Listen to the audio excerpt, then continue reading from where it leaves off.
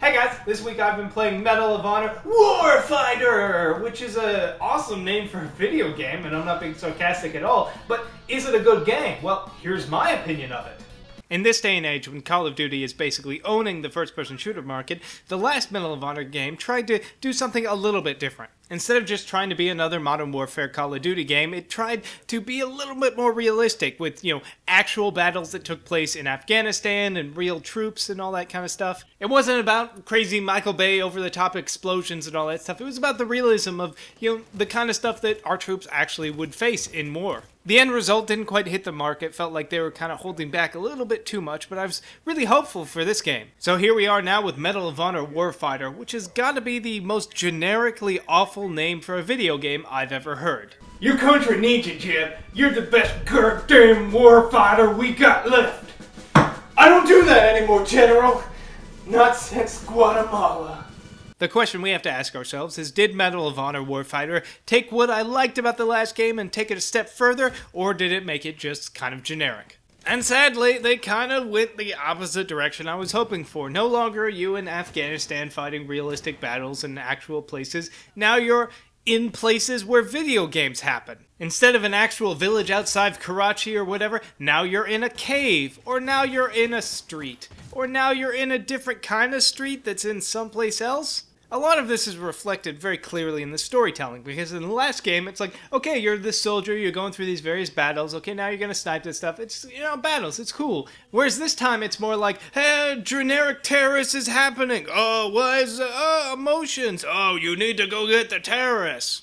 And sadly, my oversimplification of the plot is actually clearer than this game's plot, because I really never quite understand where I am, why I'm in this certain place, why am I in a monsoon all of a sudden, why am I chasing this guy? I don't understand what any of this has to do. Oh, am I playing a different character? Wait, did this happen before that explosion, or what's going on? And with the last Medal of Honor, the gameplay was, hey, you're a soldier in this big battle. So there's a big battle going on, and your squad are here, but you can kind of imagine that off somewhere else, another squad is doing something else. But in this game, it's pretty much the standard, you and one AI guy are going and killing all the terrorists. In terms of just the actual gameplay, it's alright, it's a shooter. It's a shooter like every other shooter. It's got a couple of different guns, and you can shoot. It's got the cover system where you can lean around that they had in one of the earlier, World War II Medal of Honor games, but it's a decent enough shooter. The graphics are kinda alright. It's pretty much a corridor shooter. Even when you're outside, it's essentially a corridor.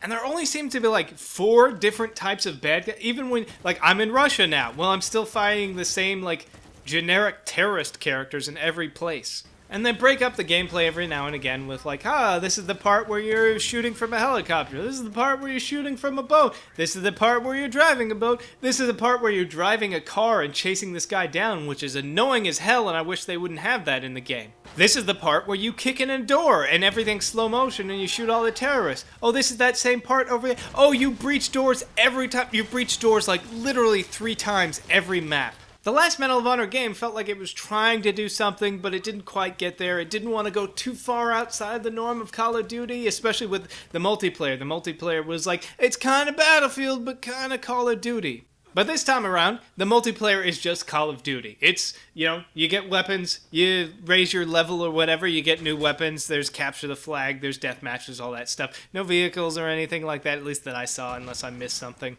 The overall experience feels like it's gaming by numbers. It's, okay, we need this section, they have to be in a desert, they have to have multiplayer capture the flag, it has to have this and this and this. Okay, we hit all our check marks, that's a game now, I guess. And while it accomplishes all the stuff that games need, it's playable, it works, the gun, it's not terrible, it just kind of soulless. It doesn't have anything that makes it stand out from any of the other hundreds of games that are just like it. It's just another game. So I really don't see any reason why you would pick this up over any of the other ones.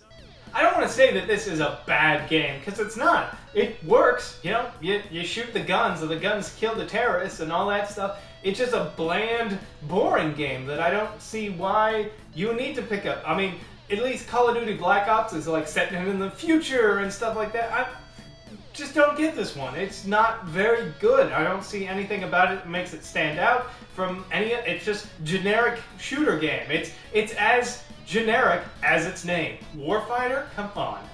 Look, I know I'm supposed to tell you to like this video and favorite it and share it on Twitter and Facebook, but I really want to talk to you guys about voting. I mean, seriously guys, you gotta get out there and vote, because the X Factor is only as good as the people that participate in it, and if you don't vote, then you can't complain.